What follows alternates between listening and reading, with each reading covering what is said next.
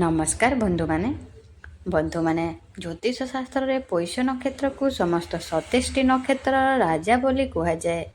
ଆଉ ଯେତେବେଳେ ଏହି ନକ୍ଷତ୍ର ସହିତ ଦେବଗୁରୁ ବୃହସ୍ପତିଙ୍କର ସଂଯୋଗ ହୁଏ ସେତେବେଳେ ଶୁଭ ସଂଯୋଗ ଏବଂ ଦୁର୍ଲଭ ଫଳ ପ୍ରଦାନ କରିଥାଏ। ଖୁସିର କଥା ହେଉଛି ଆସନ୍ତା ଜୁଲାଇ 19 ତାରିଖ ଏମିତି ଏକ ବଡ଼ ଚମତ୍କାର ସଂଯୋଗ ସୃଷ୍ଟି ହେବାକୁ ଯାଉଛି।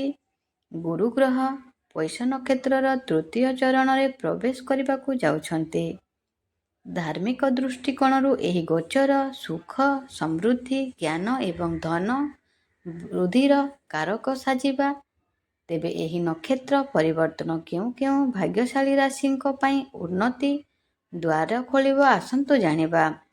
ତା ପୂର୍ବରୁ ଆପଣମାନେ ବି ଈଶ୍ୱରକୁ ମନରୁ ଭକ୍ତି କରୁଥାନ୍ତି କିମ୍ବା ବିଶ୍ୱାସ କରୁଥାନ୍ତି ତେବେ ଭିଡ଼ିଓଟିକୁ ଲାଇକ୍ କରି କମେଣ୍ଟ ବକ୍ସରେ ଜୟ ମା ଲକ୍ଷ୍ମୀ, ଜୟ ଜଗନ୍ନାଥ ଅବଶ୍ୟ ଲେଖିଦେବେ।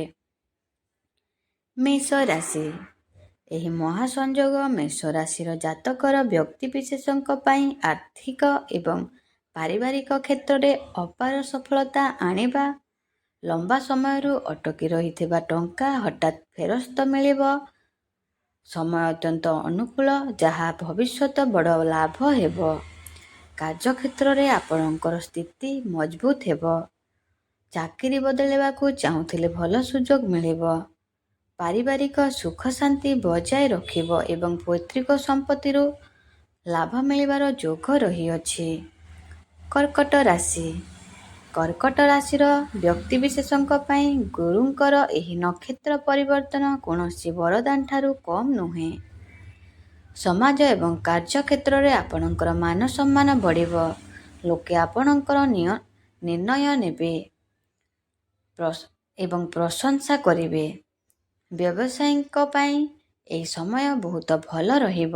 କୌଣସି ନୂଆ ଡିଲ୍ ଫାଇନାଲ ହୋଇପାରେ କିମ୍ବା ବ୍ୟବସାୟ ସମ୍ପ୍ରସାରଣ ହେବ ଯାହାଦ୍ୱାରା ପ୍ରଚୁର ଲାଭ ମିଳିବା ସହିତ ମାନସିକ ଚିନ୍ତା ଦୂର ହେବ। ନିଜକୁ ଶକ୍ତିଶାଳୀ ଅନୁଭବ କରିପାରନ୍ତି। ସିଂହ ରାଶି।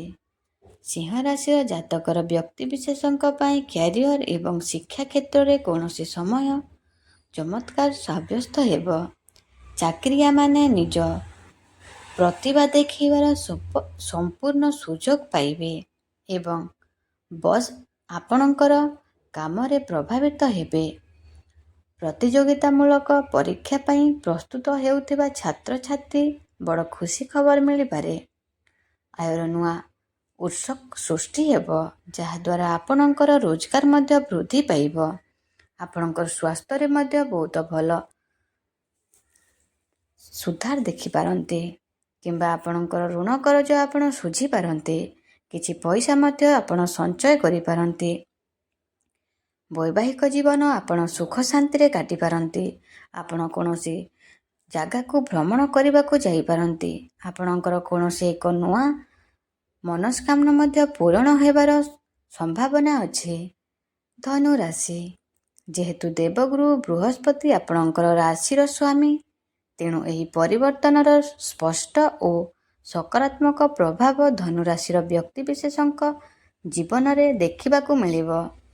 ବିଗତ କିଛି ମାସ ଧରି ଅଟକି ରହିଥିବା କାମଗୁଡ଼ିକ ଏବେ ଦ୍ରୁତ ଗତିରେ ଶେଷ ହେବ ଏବଂ ଭାଗ୍ୟ ପୂର୍ଣ୍ଣ ସହଯୋଗ ମିଳିବ। କୌଣସି ତୀର୍ଥଯାତ୍ରା କିମ୍ବା ମାଙ୍ଗଳିକ କାର୍ଯ୍ୟରେ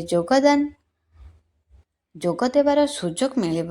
ଯଦି କୌଣସି ପୁରୁଣା ରୋଗର ପୀଡ଼ିତ ଥିଲେ ତେବେ ସ୍ୱାସ୍ଥ୍ୟରେ ବଡ଼ ସୁଧାର ଆସିପାରେ କିମ୍ବା ଆପଣଙ୍କର ଋଣ କରଜ ଆପଣ ଏହି କିଛି କମ୍ ମାସରେ ଶୁଝିବାରେ ଆପଣ ସକ୍ଷମ ହୋଇପାରନ୍ତି।